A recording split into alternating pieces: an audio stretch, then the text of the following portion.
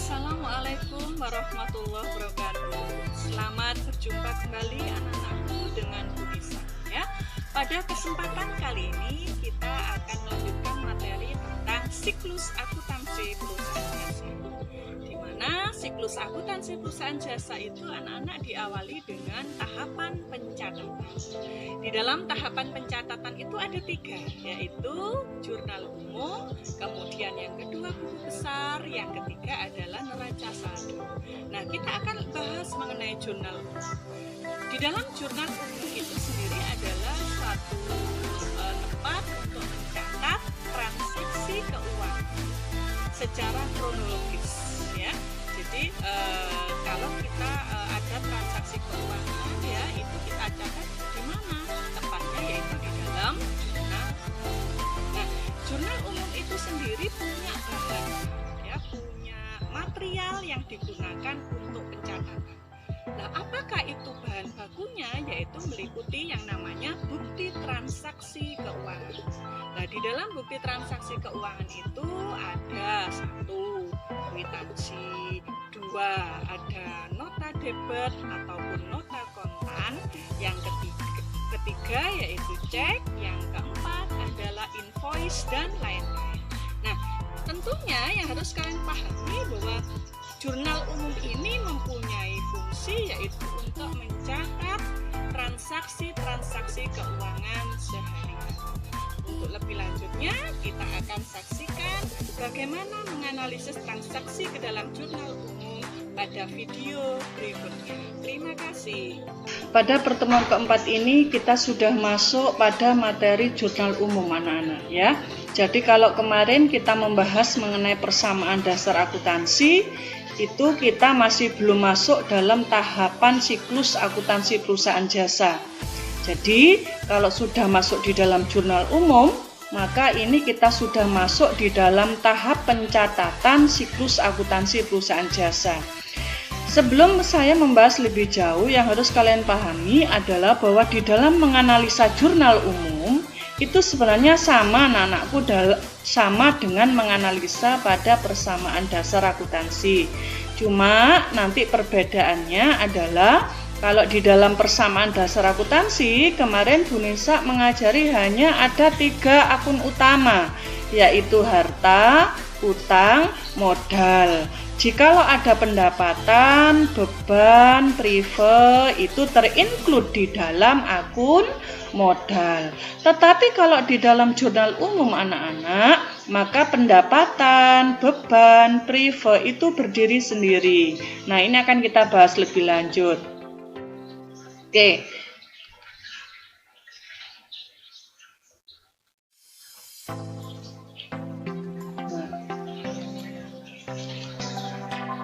Yang harus kalian pahami adalah kalau kita menganalisis jurnal umum, kalian harus tahu bahwa bahan dasarnya kalau menganalisis jurnal umum itu adalah dari bukti transaksi.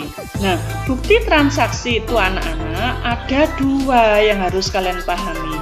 Yang pertama adalah bukti eksternal. Bukti eksternal ini berarti apabila kita melakukan transaksi dengan pihak luar.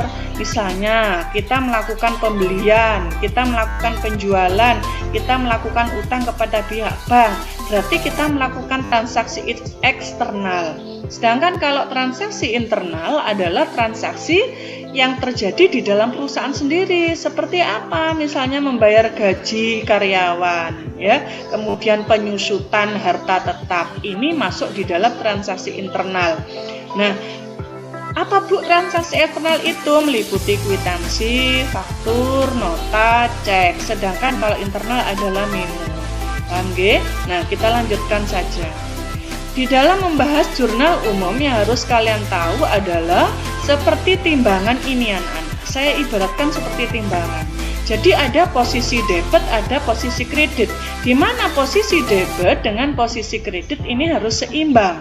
Nah, ini saya ibaratkan seperti timbangan ini. Sekali lagi, posisi debit harus sama dengan posisi kredit. Kita lanjut.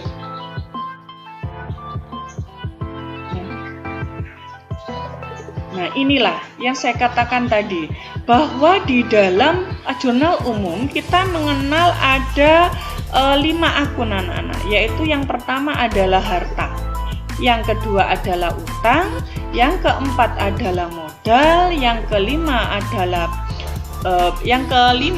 pendapatan, yang keenam adalah beban. Nah, ini masing-masing berdiri sendiri anak-anak. Nah, yang harus kalian pahami adalah ini harus dihafal. Mana sih Bu yang masuk debit, yang mana Bu yang masuk kredit, ini harus dihafal anak-anak. Di sini saya berikan tabel untuk memudahkan kalian di dalam menghafal bahwa harta jikalau bertambah itu masuk debit, jika berkurang masuk kredit, kebalikannya. Sedangkan utang jika bertambah masuk kredit, jika berkurang masuk debit. Sedangkan modal jika bertambah masuk kredit, jika berkurang masuk debit. Prive jika bertambah masuk debit, jika berkurang masuk kredit. Pendapatan jika bertambah masuk kredit, jika berkurang debit. Beban jika bertambah debit, jika berkurang kredit. Jadi diperhatikan di sini yang masuk debit jika bertambah adalah harta, kemudian prive ada beban. Nah, untuk memudahkan kalian bisa coba siapkan tangan kalian. Nah, di sini saya memudahkan kalian dengan menghafal tangan kalian masing-masing. Di sini Bu Nisa menjelaskan gunakan jari kanan kalian masing-masing. Jempol ini adalah harta, jari manis ini telunjuk adalah utang, jari tengah adalah modal, jari manis pendapatan, jari kelingking adalah prive.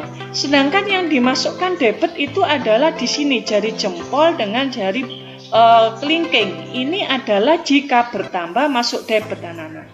Ya, jadi bisa dipraktekkan. Sekali lagi siapkan tangan kanan kalian. Yang sebelah jempol ini adalah harta, yang kelingking adalah beban. Ini jika bertambah masuk debit. Jadi kedua jari ini adalah sebagai petunjuk ini yang boleh masuk debit. Sedangkan jika berkurang dibalik masuk kredit. Nah, kemudian perhatikan berikutnya. Di jari tengah sisanya tadi, nah ini adalah jari telunjuk, ini utang, jari tengah adalah modal, jari manis adalah pendapatan. Ini jikalau bertambah masuk kredit anak-anak. Sedangkan jika berkurang dibalik dimasukkan debit ya. Jadi petunjuknya di sini jari-jari itu adalah jika bertambah itu masuk kredit adalah 3 jari ini. Utang, modal, pendapatan. Coba nanti dipraktekkan di rumah ya. Oke, kita lanjutkan. Nah, ini adalah pada cara menganalisa sebuah transaksi keuangan. Langsung contoh anak-anak ya. Tanggal 1 bulan 1 dibeli perlengkapan sebesar Rp200.000. Analisisnya, perlengkapan bertambah 200.000 debit, kas berkurang 200.000 kredit. Ini kalau kalian amati di dalam menganalisa perlengkapan sama dengan menganalisa persamaan dasar akuntansi. Cuma di sini kalau di jurnal umum debit ada kredit anak-anak ya. Jadi di sini perhatikan perlengkapannya tambah. Nah, ini kan kategori harta. Keduanya harta ya. Jadi kalau kita melihat jari kelingking kalian tadi, jari kalian tadi, jika harta bertambah masuk debit, jika berkurang masuk kredit. Harta tadi jari apa? Oke, betul, jari jempol ya. Oke, kita lanjutkan yang kedua. Tanggal 2 Januari dibeli peralatan sebesar 200.000, dibayar tunai 150.000, sisanya dibayar kemudian. Perhatikan anak-anak. Nah, di sini karena kita beli peralatan, peralatannya bertambah 200.000. Karena harta bertambah masuk debit. Kas berkurang 150.000 karena dibayar tunai tadi. Karena kas ini masih kategori harta, jika berkurang masuk kredit, kebalikannya. Nah, kemudian muncul utang usaha anak-anak. Utang usaha di sini sebesar berapa? 50.000. Karena utang usaha bertambah adalah utang usaha bertambah maka masuk kredit. Nah, kalau utang usaha tadi jari apa? Utang usaha adalah jari telunjuk ya. Oke, Maka tadi petunjuknya kalau jari telunjuk berarti masuk kredit ya. Oke, lanjut. Yang ketiga, Riko menginvestasikan uangnya ke dalam perusahaan sebesar 1 juta rupiah. Kas bertambah 1 juta debit, modal bertambah 1 juta kredit. Nah, karena di sini menginvestasikan modal, berarti di sini modalnya bertambah anak-anak. Karena di sini kas adalah kategori harta bertambah masuk debit, maka modal bertambah masuk kredit. Modal tadi jari mana? Jari tengah. Ya, jari tengah berarti di sini masuk kategori kredit. Oke. Nah, ini saya berikan contoh cara memasukkan ke dalam kolom jurnal umum. Seperti ini ya. Kasnya dimasukkan debit, kemudian kas modalnya masuk kredit. Lanjut contoh keempat. Dibayar gaji karyawan sebesar 200.000. Nah, inilah yang membedakan dengan persamaan dasar akuntansi.